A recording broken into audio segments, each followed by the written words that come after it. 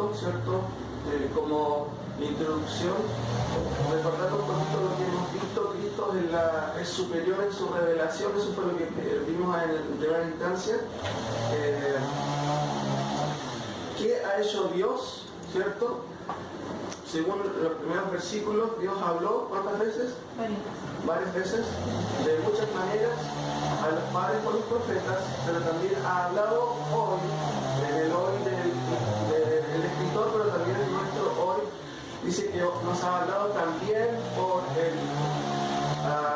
solamente a modo de resumen, nada más, ¿cierto? Tenemos una clara enseñanza de la revelación progresiva del Señor. En el Antiguo Testamento Dios habló a través de los profetas, pero en el Nuevo Testamento claramente vemos que Dios habla a través del Hijo. Entonces, hicimos algunas conclusiones, porque hay un proceso de revelación, la verdad en fragmentos, ¿cierto? Esa es como la idea del primer versículo, pero el autor de Hebreos con esa frase, cuando dice, en los postreros días, que son los días mesiánicos, son los días de Cristo en adelante, nos ha hablado por el Hijo, ¿cierto? Aprendimos que es la culminación de la revelación, porque Dios nos habló no a través de intermediarios, sino que nos habló de quién, a través de quién, a través del propio Hijo de Dios, y en este caso a través del mismo Dios, que es de Dios en realidad. En la persona o en su persona, la verdad en persona. Por eso Juan dice, en el principio era el Logos, el verbo, y el verbo era con Dios, y el verbo era Dios, y ese verbo se hizo carne, o sea, Dios mismo vino a hablarnos. No nos mandó otro mensaje, otro email, ¿cierto? Él mismo vino. Entonces por eso hablamos de la clímax de la revelación de Dios en Cristo.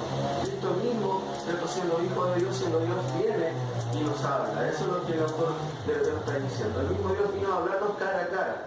Juan 1.18 dice que a Dios nadie le dio jamás. El unigénito del Padre le ha dado a conocer, ¿cierto? O sea, Dios envía a su Hijo, ¿cierto? Y aprendimos que en realidad es Dios mismo que vino, y de hecho el Nuevo Testamento habla de ello. Entonces, algunas conclusiones que sacamos: Cristo no es un accesorio ajeno. Recordemos que esta epístola está enfocada también a judíos, pero ¿cuál es la condición de ellos? No quiero excluir a otros, ¿cierto?, que eran gentiles, que pudieran haber estado en esta iglesia, pero mayoritariamente está dirigida a judíos. ¿Y cuál es la situación de los judíos de la epístola? ¿Se acuerdan los que estuvieron en la clase pasada? Vamos a repasarlo, pero bueno, en la siguiente día. Dios habló muchas veces, sí, pero ahora habló otra vez de manera superior, plena y final a través de Cristo. Hay un comentario muy interesante de un autor que dice: es una palabra superior entregado por un ser superior y de una manera superior. ¿Quién es esa persona? ¿Cierto? Por eso que hablamos de una revelación. Entonces la pregunta fue: ¿más revelaciones? No, no hay ni las habrá. Cristo es la culminación de la verdad revelada, ¿cierto?, de Dios para nosotros. Ningún profeta tuvo la verdad completa. Cristo era la verdad en persona, ¿cierto? El Logos encarnado. Eso es lo que vimos, estamos repasando. Y la obra de Cristo es correlacionada a la Escritura, porque ellas nos hablan de la palabra de Cristo. Solo ellas nos hablan de Cristo de manera autoritativa. Cuando nosotros hablamos de autoridad, ¿cierto?, siempre apelamos a la jineta de alguien, ¿cierto? Pero para la regla de fe, para nosotros, ¿cuál es la máxima autoridad? Las Escrituras. La Reforma dijo solo Escritura, ¿cierto? Normativamente, ¿cómo vamos a hacer las cosas? ¿Quién norma lo que hacemos? Eso en la Biblia no aparece cómo hacer la escuela dominical, cuánto tiene que durar. No dice eso. Hay principios sí que se atraviesan desde el Antiguo y Nuevo Testamento que nos ayudan a entender cómo debemos hacer las cosas. Por eso es que la norma también es la Escritura, y también por ellas son para nosotros hoy su fin. No necesitamos de más cosas, necesitamos su palabra y que sea predicada obviamente fielmente, ¿ya? Segunda parte, Cristo es superior en su revelación. Eso es lo que vimos en primera instancia. Hoy día vamos a ver Cristo es superior en su persona. Y quiero que veamos algunas cositas. En primer lugar, ¿cuál es la razón de Hebreos? Voy a repasar esto de la epístola, como dice Hebreos 13:22. Es la razón que el autor nos da de esta epístola. Búsquenlo por favor y volvamos a entender un poquito, para entender todo el contexto general de esta epístola, el autor de Hebreos, que es Pablo, ¿cierto? No se sabe. ¿Cierto? Como Tertuliano dijo, ¿te acuerdas lo que dijo Tertuliano? Solo Dios sabe si es jugador. Y dimos tres razones de por qué no es Pablo, pero bueno, eso ya lo van a revisar en la primera enseñanza. Dice el texto de 13, 12, dice lo siguiente.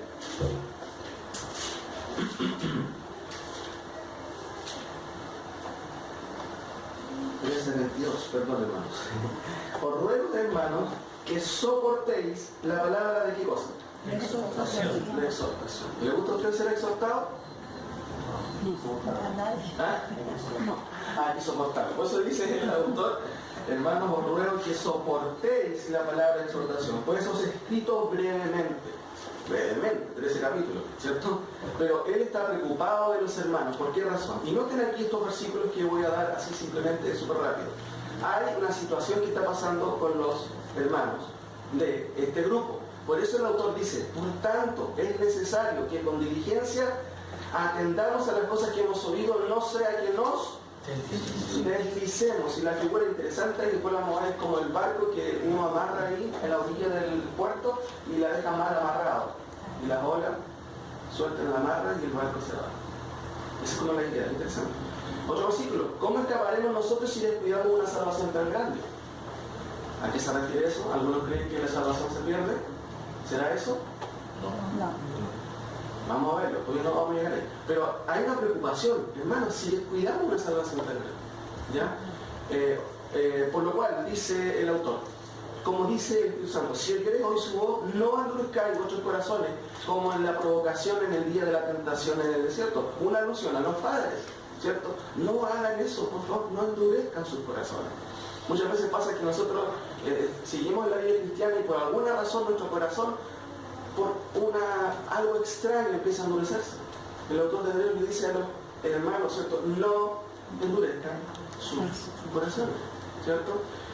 Seguimos, un versículo que nos ayuda a entender un poco el contexto. Temamos pues, no sé, que permaneciendo aún la promesa de entrar en su reposo, algunos de vosotros parezcan no haberlo alcanzado. Él está refiriéndose a dos conceptos. El reposo del Antiguo Testamento era la tierra de Canaán, llegar a ese lugar. Pero el reposo aquí es estar en Cristo. ¿Me entiendes? ¿Y cuál es el llamado? Temamos, pues no sea que permaneciendo aún en la promesa de entrar en su reposo, algunos de vosotros parezcan no haberlo alcanzado. O sea, hay una urgencia del autor en ese sentido, de tratar de advertir a los hermanos. Otro versículo de la misma connotación. Procuremos pues entrar en aquí el reposo para que ninguno caiga en semejante ejemplo de desobediencia. Otro versículo, aquí ya un poquito más, digamos, palabra de reprensión, porque el concepto de palabra de exhortación incluye consolación, exhortación y advertencia. Y acá claramente advertencia. Dice, acerca de esto tenemos mucho que decir y difícil que explicar, por cuanto habéis hecho tardos para oír, porque debiendo ser ya maestros después de tanto tiempo, tenéis necesidad de que se os vuelva a enseñar cuáles son los primeros rudimentos de la palabra de Dios, y habéis llegado a ser tales que tenéis necesidad de leche y no de alimento sólido. ¿Qué esperaba el autor? Sólido. En otro lenguaje, ¿quién más? Que fueran maduros. Que fueran maduros. O sea, no es natural que los creyentes pasen todo el tiempo, no entiendo, no sé, no me gusta esto, no entiendo. Tiene que haber un momento en que tiene que haber un crecimiento. Es natural, es de orden natural y de orden espiritual. Aquí claramente el autor está diciéndolo. Otro versículo, el 6.1 dice, por tanto, como conclusión, ¿cierto? Ahí tiene varias conclusiones.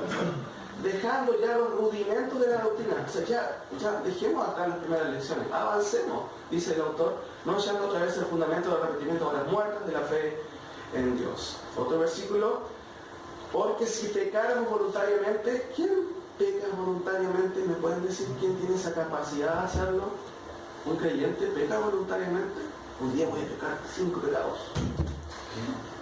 Todos pecamos. Evidentemente todos pecamos. Pero voluntariamente incluye el deseo de hacerlo. La persona sin Cristo La persona sin Cristo es el que peca voluntariamente. Por eso el autor está de alguna manera como haciendo el contraste. Porque si pecáramos voluntariamente, está como en subjuntivo. O sea, si por si acaso alguno peca voluntariamente, el autor dice, después de haber recibido, ¿qué cosa? El conocimiento de la verdad, están listos, no hay otro sacrificio. Cristo fue el último sacrificio. Si ustedes siguen en esa instancia, no hay otro sacrificio que pueda librarle de la horrenda expectación de juicio y de hervor de fuego que ha de devorar a los adversarios. ¿Se dan cuenta de las advertencias del autor? Son altas. Hermano, nosotros como creyentes pecamos por omisión o por comisión. Pero la idea del autor es que nosotros no pecamos porque queremos hacerlo, no levantamos la mañana, oh, voy a pecar hoy día, no. Nuestra naturaleza dice, ojalá este día pueda ser mejor para el Señor. Y él está advirtiendo a los hermanos de Hebreos. Fíjate, otro ejemplo que contrasta el Antiguo Testamento, porque habitualmente cuando uno estudia Hebreo, tiene que tener como referencia un libro del Antiguo Testamento. ¿Cuál podría ser? Levítico. Justamente, ¿cierto? Levítico, que habla de todo el sistema de sacrificio que el Señor instituyó en el Antiguo Pacto. El que viola la ley de Moisés, ¿cierto? Por el testimonio de 2 o 3 testigos muere irremisiblemente. Y él hace un contraste haciendo una pregunta. ¿Cuánto mayor castigo pensáis que merecerá el que pisoteare al Hijo de Dios y tuviere por inmunda la sangre del pacto en la cual fue santificado y hiciere afrenta al Espíritu de gracia? Entonces la pregunta es, ¿cuánto mayor castigo va a tener él? ¿Mayor? Por supuesto, mayor. El que no tomar en cuenta la sangre de Cristo. Recuerden que el contexto está hablando de personas que querían apostatar de la fe y querían volver a ¿qué cosa? A la ley o al judaísmo, digamos así. Entonces, por eso las advertencias son bastante severas. ¿Cuánto creen ustedes que será el castigo? Va a ser peor. Si antes en el antiguo pacto una persona, ¿cierto?, moría irremisiblemente por testimonio de 2 o 3, pero ahora peor si alguien abandona el único sacrificio que nos hace perfectos ante Dios, que es Cristo. ¿Ya? Entonces, en primer lugar, si leemos la epístola, los primeros versículos, dice, Dios habiendo hablado muchas veces y de muchas maneras en el tiempo de los padres por los profetas, en estos postreros días nos ha hablado ¿por quién? Por el Hijo. Entonces hay una pregunta aquí, ¿Dios tiene un hijo? ¿Sí o no? No sé si entiendo la pregunta, pero ¿Dios tiene hijo? Sí, la Biblia habla del hijo de quién? De Dios, ¿cierto? Entonces, en primer lugar, lo que nos dice que es, porque una cosa es lo que Dios hizo, pero ¿qué dice del hijo? En primer lugar, el versículo dice que es heredero de cuántas cosas? De todo. De todo. Pero antes de seguir con la lista, porque a lo menos hay 7 cosas que él dice de Cristo, lo primero que tenemos que ver es lo siguiente. En primer lugar, ¿qué nos enseña este texto? Que él es Hijo de Dios. ¿Cómo entendemos este concepto, mis queridos hermanos, en lo que es la teología, si se puede decir? ¿Cómo lo entendemos? Que uno dice, es hijo de Dios. Por eso que los católicos hablan de María como la madre de Dios. ¿Eso es correcto? No es correcto. ¿Entiendes? Entonces la levantan a ese pedestal, bueno, la levantan también al pedestal de mediadora, pero también al concepto de madre de Dios. No es el concepto, no, es madre de Jesús. Sí. Pero ¿cómo podemos entenderlo? Y aquí quiero que vamos a fijarnos un poquito en este concepto del Hijo de Dios para que entendamos a qué se refiere este concepto del Hijo de Dios. ¿Cómo lo entienden los autores del Nuevo Testamento y cuál es la enseñanza y el concepto que debemos tener? En primer lugar, el concepto del Hijo de Dios tiene un sentido de relación. Éxodo 1:1 dice, estos son los nombres de los hijos de Israel. ¿Cierto? Hay una relación ahí. Dice que entraron a Egipto con Jacob. Cada uno entró con su familia, ¿cierto? Menciona a Rubén, Simeón, Leví, Judá y todos los hijos. Deuteronomio 14:1 dice, hijos soy de Jehová, vuestro Dios. ¿Cierto? Hay un sentido de qué? De relación. ¿Ya? No me quiero demorar mucho en esta parte. En segundo sentido, el sentido como genérico en realidad. Génesis 6.2, si pueden acompañarme, un pasaje un poco debatido también. Dice, aconteció, estoy leyendo Génesis 6.1, que cuando comenzaron los hombres a multiplicarse sobre la faz de la tierra y les nacieron hijas, que viendo los hijos de Dios, que las hijas de los hombres, hay un contraste ahí, los hijos de Dios, que las hijas no eran hermosas, tomaron por sí mujeres escogiendo entre todas. Job 1, ¿cierto? 1.6, hay un contraste también ahí. Un día vinieron a presentarse delante de Jehová los hijos de Dios. ¿Y quiénes son los hijos de Dios en el contexto ahí? Los ángeles. ¿Ya? Los ángeles. Y entre ellos dice, también vino Satanás. Job 38.7 habla de la creación antes que todo existiera y dice, cuando alababan todas las estrellas del alba y se regocijaban todos los hijos de Dios. ¿Eso se refiere a quién? Los ángeles, ¿ya? Ahora, en sentido monarcal, ¿cierto? Hay un autor, ¿cierto? Dice que en el Antiguo Testamento, hijo de Dios era un epíteto para los reyes, ¿cierto? Recuerden que en el primer siglo los césares romanos se auto-reificaban, creían que también eran los hijos de los dioses. De hecho, todo hay un panteón, el panteón romano, ¿cierto?, donde se hablan de los hijos de los dioses. O sea, en el Antiguo Testamento también está esa imagen, hijo de Dios es Dios. Sentido también mesiánico. Vamos a ir, esa cita es mucho más gráfica para nosotros, 2 Samuel 7:12 al 16. Sentido mesiánico. Y aquí los autores van adquiriendo y van adjudicando este concepto también al Mesías. Y claramente, obviamente, en este pasaje se ve uno de los pactos que Dios hace con David. Y le dice él, y cuando tus días sean cumplidos, si duermas con tus padres, yo, dice, levantaré después de ti a uno de tu linaje, el cual procederá de tus entrañas, y afirmaré su reino. Sabemos que históricamente quién fue él, Salomón, pero esta cita tiene una proyección, digámoslo así, profética que apunta a Cristo. Él edificará casa a mi nombre, lo cual no hizo David, ¿se acuerdan? Y yo afirmaré para siempre su trono. Mire qué interesante, habla de reino y trono. Afirmaré para siempre su trono. ¿Cuánto duró el trono de Salomón? ¿Se acuerdan? 40 aproximadamente años. ¿Eso es para siempre? No. Fíjense, sigamos leyendo la cita. Yo le seré a él padre y él me será a mí. Ya adquiere y va tornándose, ¿cierto?, ya al concepto de la mesianidad, en este caso, habla de un heredero posterior, no solamente de Salomón. Y si él hiciera mal, yo le castigaría con vara de hombres y con azote de hijos de hombres. Pero mi misericordia no se apartará de él como la aparté de Saúl, al cual quité de delante de ti. El cumplimiento total de esta profecía, ¿cierto?, se va a ver ¿en quién? En Cristo, ¿cierto?, que va a reinar obviamente eternamente. No hubo Saúl, tanto David como Salomón no reinaron eternamente. Llegaron obviamente a disfrutar de la tierra prometida, pero después perdieron, ¿cierto?, sus reinos en sí y fueron deportados y Israel desapareció como nación. Entonces, esas promesas que hablan del reino, ¿cierto?, obviamente tienen su cumplimiento en Cristo. Salmo 2.6 dice, pero yo he puesto mi rey sobre Sion, mi santo monte. Es profético, ¿cierto? El 7 dice, yo publicaré el decreto. Jehová me ha dicho, mi hijo eres tú, yo te engendré hoy. Dos pasajes que se refieren a quién? A Cristo. Ahora, también hay un sentido espiritual.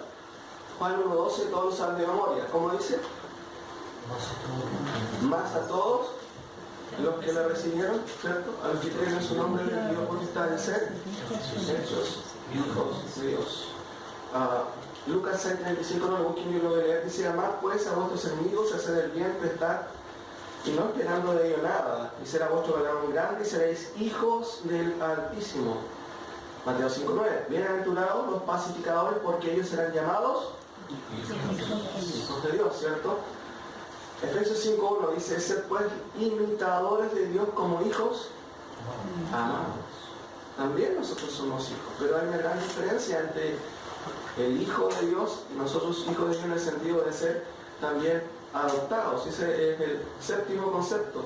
También hay un sentido de adopción.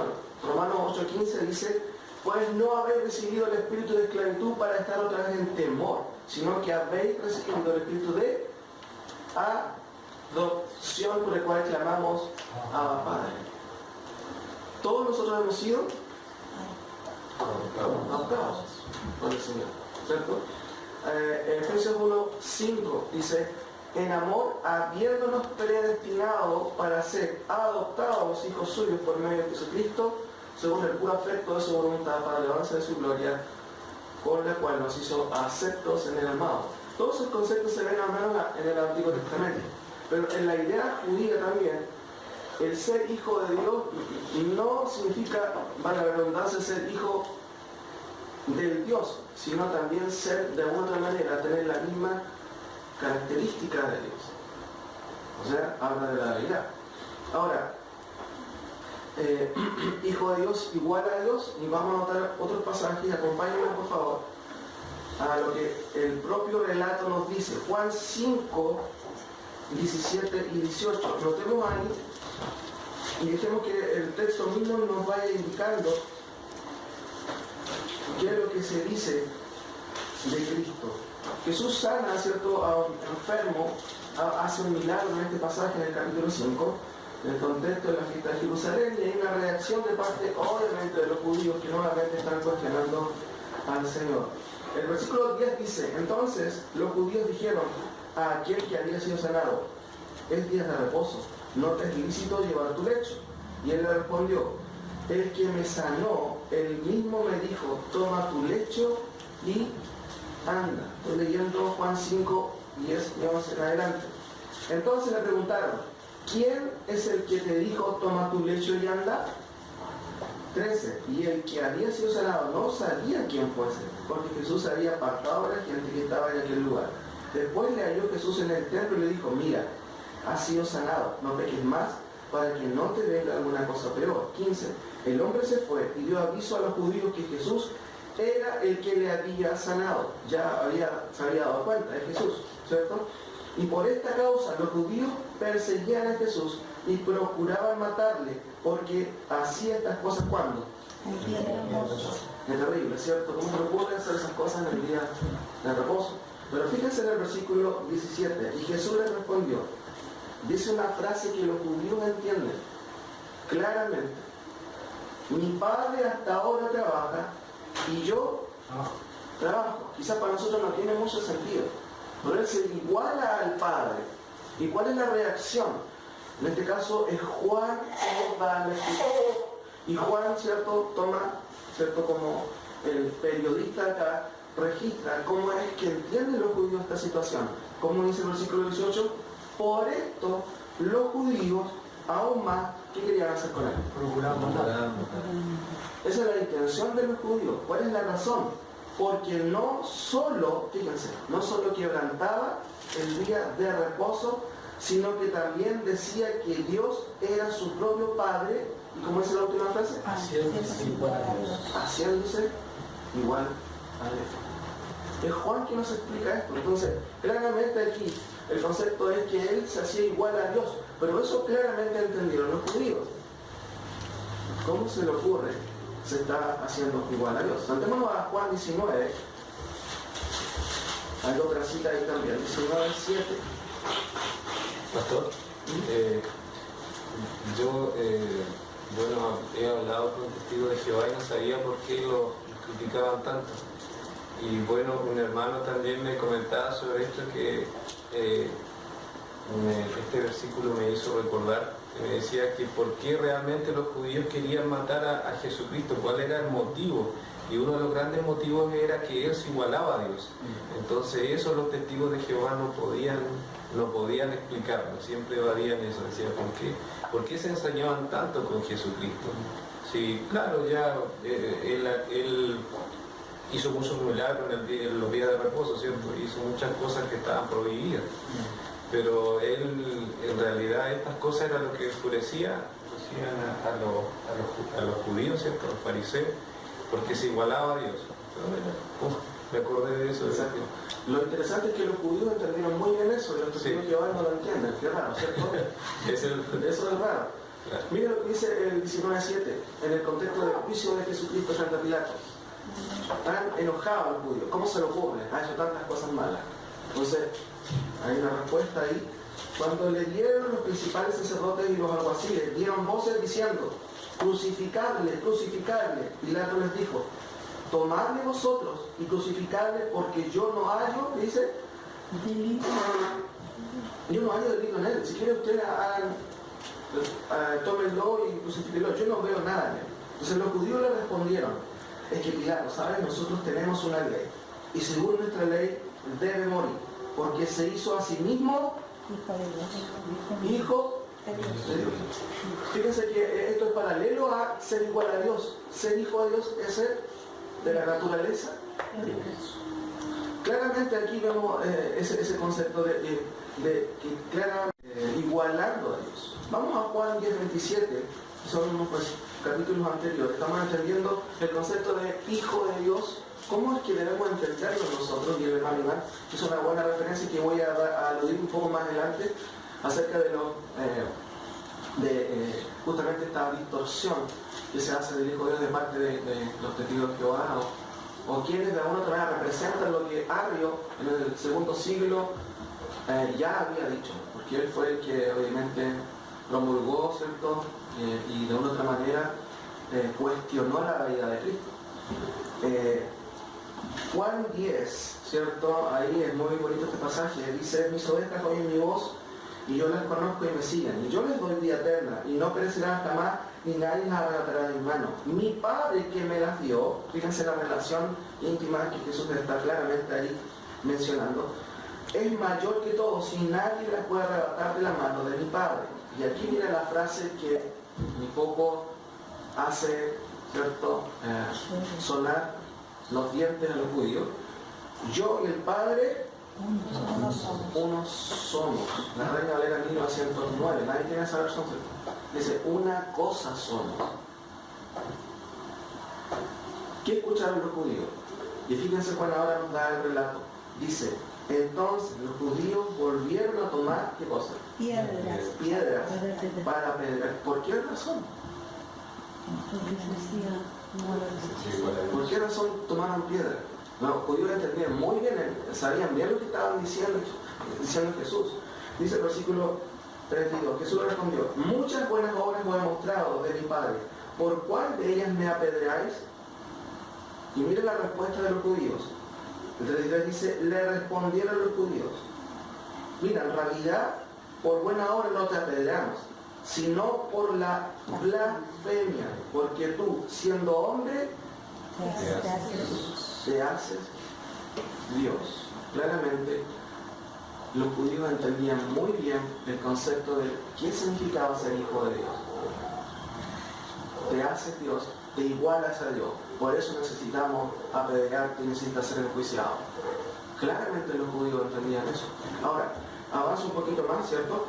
Hechos 9:20. ¿Qué hace Pablo después de convertirse? Después de lo que obviamente Dios obra en él, Dios se aparece concretamente en persona y él lo primero que va a predicar, ¿cierto? 20, versículo 20 al 22 dice, enseguida predicaba a Cristo en las sinagogas diciendo que este era ¿quién? El Hijo de Dios. Su primera predicación fue doctrinal, fue teológica y produjo conflictos, mis queridos hermanos. El versículo 21 dice, y todos los que le oían estaban atónitos y decían, en primer lugar estaban atónitos porque decían, ¿no es este el que asolaba Jerusalén, ¿cierto? Y perseguía a los creyentes. El versículo 22 dice, pero Saulo mucho más se esforzaba, y eso me llama la atención, y confundía a los judíos que moraban en Damasco, demostrando no solamente que Jesús era el Hijo de Dios, sino que Jesús era él, Cristo, el Mesías. ¿Cómo se le ocurre a Pablo confundir a su iglesia? ¿Cierto? Él hacía eso, confundía a los judíos con esta nueva doctrina o su teología, ¿cierto? Claramente, obviamente, la doctrina escritural. Ahora, ahí el concepto, obviamente, es hijo de Dios también. Pablo nos explica eso, pero miren lo que dice lo siguiente. Vayan a Filipenses 2:6, porque Pablo no solamente en el relato de Hechos, sino después pasa unos par de años. Recuerden que Pablo recibe el mensaje directamente de parte del Señor, ¿cierto? Por revelaciones también, y después de un tiempo él, que estudió en el instituto 4 años, ¿cierto? Él después ya con más sensatez escribe las epístolas, y el concepto de las epístolas es más prescriptivo, no es narrativo. No sé si se acuerdan de la diferencia. La narración en sí nos cuenta lo que pasó, ¿cierto? La narración en sí. Pero las epístolas nos encuentran el qué de la doctrina. Se desarrolla sistemáticamente la doctrina. Y Filipenses es un pasaje clave en cuanto a justamente Cristo y su condición, su naturaleza.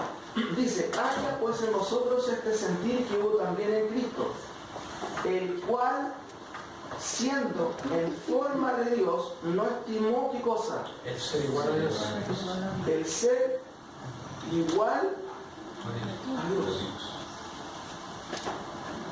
Si alguien quiere una cita objetiva de que claramente Cristo es Dios, Filipenses, capítulo 2, versículo 6, es una cita muy clara. Muy clara. Pero Pablo, recuerden que está enseñándolo, ahora está describiéndolo. El contexto obviamente está hablando de la humildad de Cristo. Tengan este espíritu ustedes. Sean como Cristo, que siendo Dios no estimó el ser igual como cosa que aferrarse, sino que se despojó. ¿Cierto? ¿Para qué? Para hacer obviamente el gran sacrificio por nosotros, morir en la cruz. Ahora, Filipenses 2:6, ¿cierto? Igual a Dios. O sea, hasta aquí entendemos, mis queridos hermanos, que hijo de Dios es sinónimo de Dios, de ser Dios. Ahora, el hermano no mencionó quienes repiten la doctrina de Arrio del segundo siglo, que dijo que Dios era un ser creado, perdón, que Cristo era un ser creado.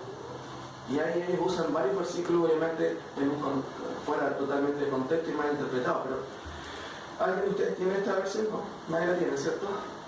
¿La conoce? ¿Nadie la conoce? ¿Sí? ¿Nadie la tiene? ¿La traducción del Nuevo Mundo de las Santas Escrituras? Sí. ¿Sí? ¿Algún latino? Bueno, esta es justamente la Biblia de los Testigos de Jehová.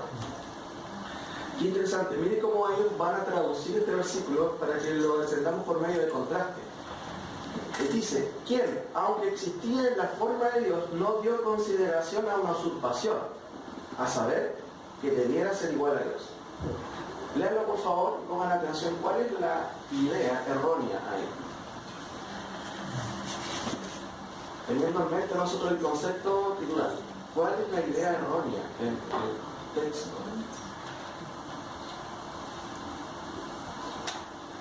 Hay una cosa que Cristo no quiso hacer. ¿Usurpar qué cosa? Entendamos primero el concepto correcto. Como dicen, hay que conocer los billetes correctos primero, ¿cierto? Para entender el falso. El cual, siendo en forma de Dios, no estimó al ser igual a Dios como cosa que aferrarse. ¿Qué pudo haber estimado Cristo a la hora del sacrificio? Soy Dios. Ser Dios, dice, no soy Dios. Así que no voy a dejar, no me voy a despojar de mis prerrogativas divinas, lo voy a pasar la cruz como Dios. Pero ¿cómo Cristo se fue a la cruz? Como hombre. Murió como hombre.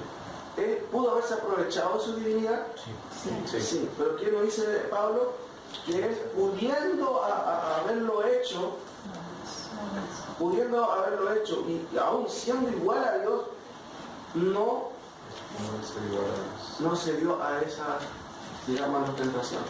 No puede que Satanás lo tentó varias veces para que él frustrara su plan salvífico. Pero ¿cuál es la idea aquí? Dice, quien aunque existía en la forma de Dios, no dio consideración a una usurpación, a saber que debiera ser igual a Dios. Aquí es otro el concepto. ¿Quién nos da a entender? Yo sé que a veces puede ser un poco difícil la comprensión, pero no es tan difícil. ¿Cuál sería ahí En este caso, la supuesta consideración que Cristo no quiso asumir.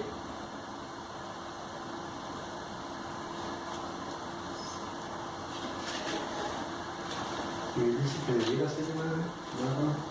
¿Sí? Explica Pablo que es Dios. Es Dios. Entonces la consideración, esta es la respuesta, para que Jesucristo era Dios, era igual a Dios, pero no consideró eso para pasar la prueba tan difícil de la cruz y soportarla sin ningún problema. Aquí, esta versión nos dice que Él no quiso usurpar, ¿cierto?, el ser algo que no es, o sea, Dios.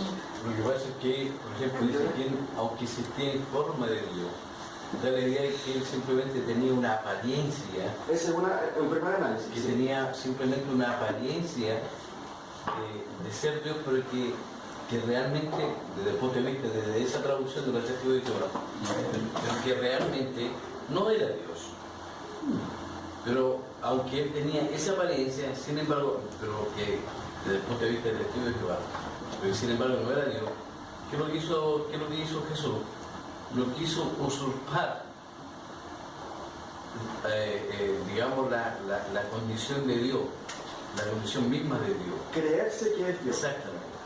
Exacto. Esa es la idea. Él no quiso usurpar en esta versión Sí, o sí, pasar por su cabeza la idea de pensar que él pudiera ser Dios.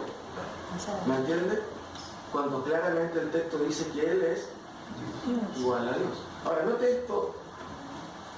Esa es una lectura literal del texto, ¿cierto? Que uno puede leerlo ahí. Dice, el cual en forma de Dios existiendo, no ventajoso consideró el ser, ¿qué cosa?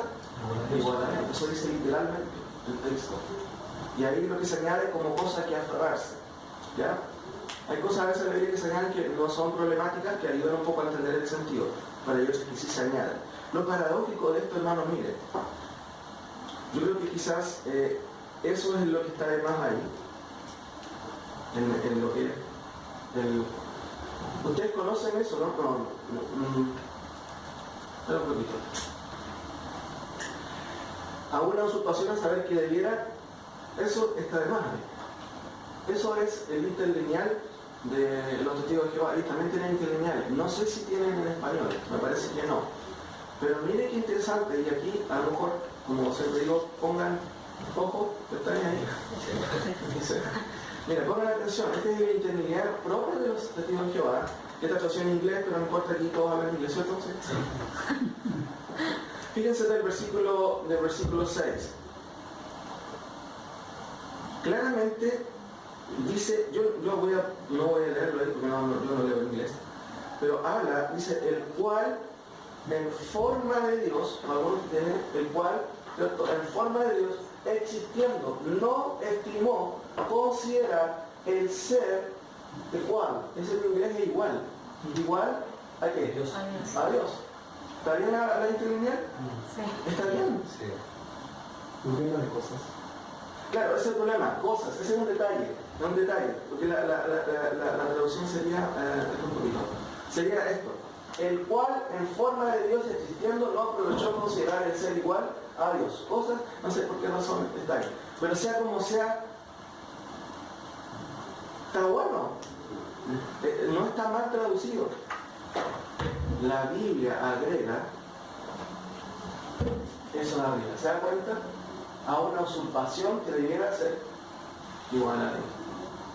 Si uno tuviera un interlineal y uno le podría mostrar ahí cuando pasan, porque pasan siempre sexo en la casa. ¿Por qué ustedes traducen mal si su propio interlineal traduce bien? Es bien extraño, bien extraño. Bueno, entendemos por qué razón, obviamente. Ahora, Filipenses 2, 5 y 6, ¿cierto? Igual a Dios. Claramente dice igual a Dios. Ahora, 1 Juan 3:20 es mucho más gráfico, hermano. 1 Juan 5:20, perdón, sí, es 5:20. Es 5, no 3, 5. 1 Juan 5:20.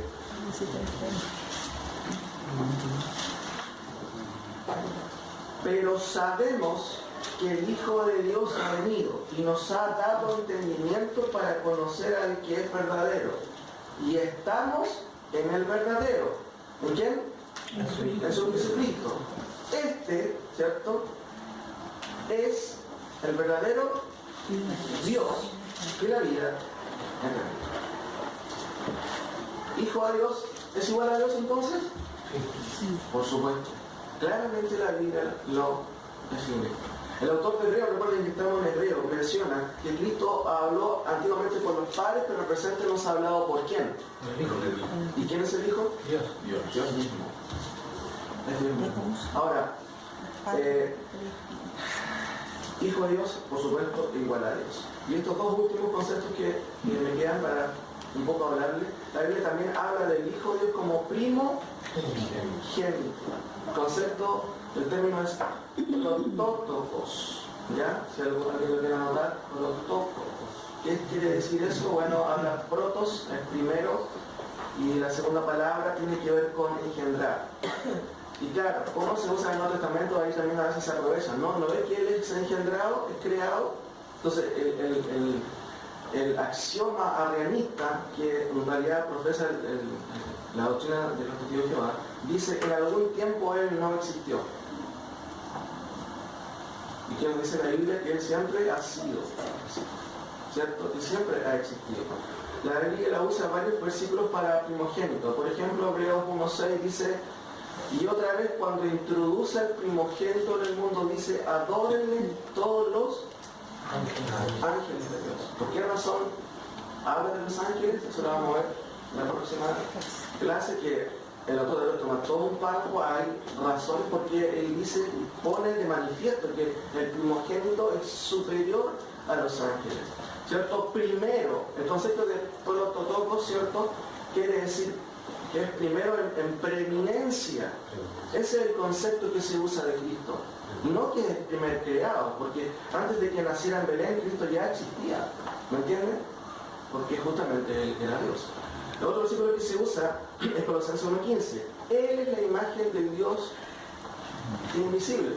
Fíjese la primera frase. Él es la imagen del Dios invisible.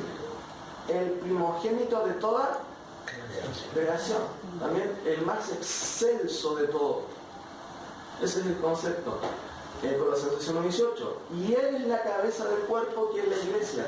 Él que es el principio, el primogénito de entre los muertos, para quien todo tenga la preeminencia. Ahora, es cierto que en el Antiguo Testamento hubieron resurrecciones, en el Nuevo Testamento igual, pero esas personas volvieron a morir. Cristo es primogénito en el concepto de la resurrección eterna, para que también nosotros también, como dice Romanos, como dice el próximo versículo, también disfrutemos de esa bendición. Fíjate lo que dice Romanos 8.29. Porque los que antes conoció también los predestinó para que fuesen hechos conforme a la imagen de su Hijo, para que ¿quién? Él, Cristo, sea el primogénito entre muchos hermanos. O sea, una referencia también a los creyentes, a nosotros. ¿Ya? Apocalipsis 1.15. Todos estos versículos están como cronológicos, hablan desde el principio de la creación, se habla del primogénito, hasta el final de la historia está presente el primogénito, ¿cierto? La creación, en este caso, el énfasis, en este caso es obviamente la supremacía de Cristo sobre todo lo creado. Y de Jesucristo, el testigo fiel, el primogénito de los muertos y el soberano de los reyes de la tierra, al que nos amó y nos lavó de nuestros pecados con su sangre. Ese es el concepto entonces de primogénito. No significa que es primer creado. El concepto tiene que ver con prominencia. Es el más importante. Esa es la idea. ¿Ya? El concepto se usaba en el Antiguo Testamento para el primogénito. Y el primogénito en el Antiguo Testamento, ¿cierto? Era el más importante de los hijos. Tener el primogénito, ¿cierto? Por eso que en lo que es el Éxodo, cuando Dios manda el castigo ahí a los egipcios, uno de ellos fue la muerte de los primogénitos. Fue algo terrible, ¿cierto?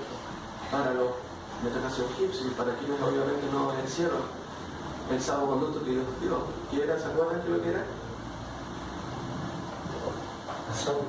Pintar la puerta, ¿cierto? Con sangre, rociar con sangre. Ahora, Otro concepto que se habla del Hijo, porque estamos entendiendo que, estamos en hebreo, estamos entendiendo que Dios habló a través del Hijo.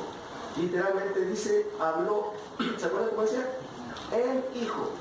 No está el artículo ahí para definir ahí el sentido, porque enfatiza obviamente nuevamente la realidad. Habló el Hijo, en la persona del Hijo. Ahora, otro concepto, hablamos primogénito, ¿a qué se refiere?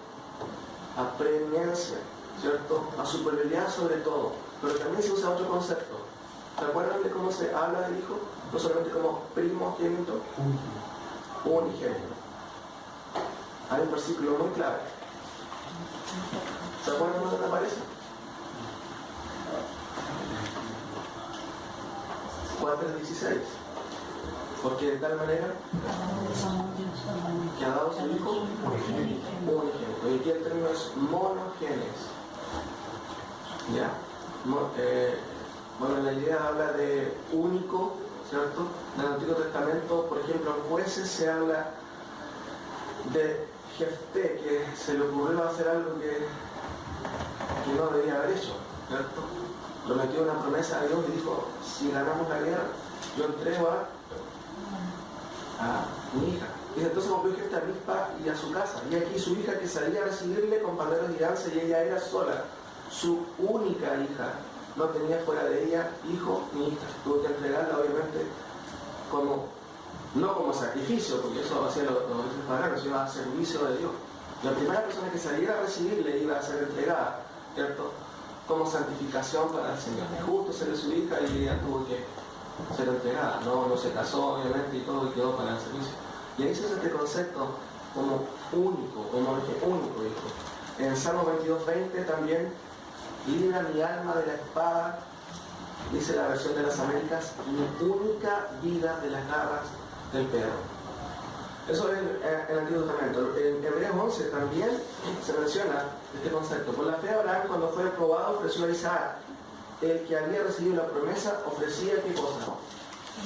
Su unigénito, el único hijo que tenía en ese momento, ¿cierto? Abraham, que había salido obviamente de su simiente, ¿ya? Y el versículo que les mencioné, porque de tal manera amó Dios a su hijo, por tal manera amó Dios al mundo, que ha dado a su hijo unigénito. Único, ¿a qué se refiere? Y aquí el concepto, aunque se usa de varias maneras en el Antiguo Testamento, en el Nuevo, ¿cierto? El Antiguo Testamento en la Septuaginta, más bien dicho, en el Nuevo Testamento también, pero tiene la idea de único en su clase. ¿Me entienden? Cuando se refiere a Cristo, a eso se refiere. No hay otro único en su clase. Esa es la idea de los autores cuando hablan de Cristo como el unigénito de Dios. No es que tenga más. María tuvo más hijos. Sí. ¿Jesús tuvo más hermanos? ¿Eran dioses ellos? No. Por eso hablamos de, el autor hablan de unigénito. ¿Cierto? Podríamos definirlo único gen, no sé, pero no es la idea de la palabra original. Pero único en realidad significa eso, único en su clase, primogénito, primer creado. Pero ¿en qué sentido? En prominencia. Cristo existía antes. Y de esa manera los autores del Nuevo Testamento destacan la particularidad de quién es el Hijo de Dios. ¿Ya? Y el último versículo, 1 Juan 4:9, en esto se mostró el amor de Dios para con nosotros, en que Dios envió a su Hijo unigénito, ¿cierto? Único en su clase, único en su ser, al mundo para que vivamos por él. Entonces, claramente vemos ahí el concepto de Hijo de Dios. Claramente significa Dios. Ahora, ¿qué es lo que se dice del Hijo, hermanos, en el versículo que continúa en Hebreo? Volvamos a Hebreo. Recuerden que estamos estudiando solamente la introducción. Se dice que es el heredero de todo. Se dice que el Hijo fue el creador del universo. ¿Dice eso el texto? Miren, dice, en nuestros posteriores días nos ha hablado por el Hijo, a quien constituyó el heredero de todo, y por quien asimismo hizo el universo. ¿Qué más dice de Cristo? el cual siendo resplandor, ¿qué más dice? Y la imagen misma de su También el Hijo es la imagen de la sustancia de Dios. ¿Qué más se dice? quien sustenta todas las cosas. Ya, el Hijo sustenta todas las cosas con su palabra, con la palabra de su poder. ¿Qué más se dice de Cristo? Habiendo purificado, efectuado la purificación de nuestros pecados. Entonces Jesús o el Hijo efectuó la purificación de nuestros pecados. ¿Qué más se dice de él? Por sí mismo se sentó la vista de Hizo algo que ningún sacerdote pudo haber hecho. purificación de No solamente que se sentó, sino, o sea, que estuvo a la diestra. Esa figura de se sentó es muy gráfica. Después lo vamos viendo. Se sentó a la diestra de la majestad. Ahora, mis queridos hermanos, esto, ¿qué dice Dios al principio? Lo vimos que Dios habló en el pasado, pero en el día de hoy, ¿cierto? Desde repetir el autor, nos habló por el Hijo. ¿Qué dice del Hijo? A una congregación que está dudando de este Cristo, que no sabe si realmente es el Mesías, que quiere volver al judaísmo. Él presenta todas estas prerrogativas del Hijo, las cuales no vamos a ver hoy, sino la próxima semana. Conclusión, dos conclusiones. El término Hijo de Dios en el Nuevo Testamento no se relaciona principalmente con la misión de Cristo, sino con su naturaleza, la cual implica la posesión total de la deidad que habita en Dios.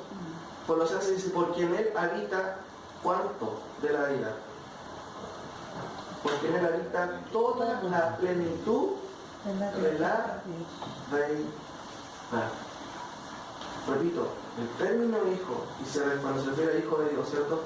No se relaciona principalmente con la misión de Cristo, sino con su naturaleza. Terminamos con un versículo en Hebreos 4:14. Leámoslo todos juntos, a ver si ustedes lo alcanzan a leer, por supuesto. 1, 2 y 3. Por tanto, teniendo un gran sumo sacerdote que traspasó los cielos, Jesús, el Hijo de Dios, retengamos nuestra profesión de fe. ¿Cuál es el llamado del autor?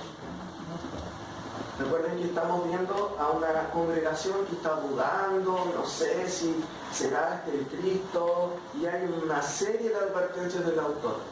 Y aquí claramente, ¿cierto? Adelantándolo un poquito, el autor dice, por tanto, teniendo un gran sumo sacerdote. ¿Qué le dice la palabra sumo? No hemos visto, ¿cierto? Sumo es máximo. No solamente un gran, máximo sumo sacerdote que traspasó los cielos, ¿cierto? Los sacerdotes antes hacían oración y tenían que hacer una y otra vez, pero este traspasó los cielos, ¿cierto? Y lo menciona Jesús, el Hijo de Dios. Y el llamado es a qué cosa? A retener. Hay momentos en que pasamos por dudas, ¿cierto? ¿Te ha pasado por dudas? Sí. En la fe.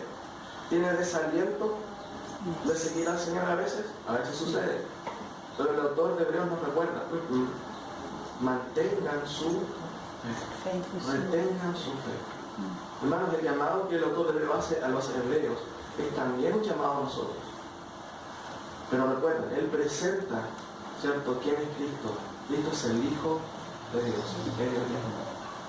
¿Van a olvidarse de Dios? ¿Van a dejarlo? No puede ser. Eso es lo que está diciendo el autor.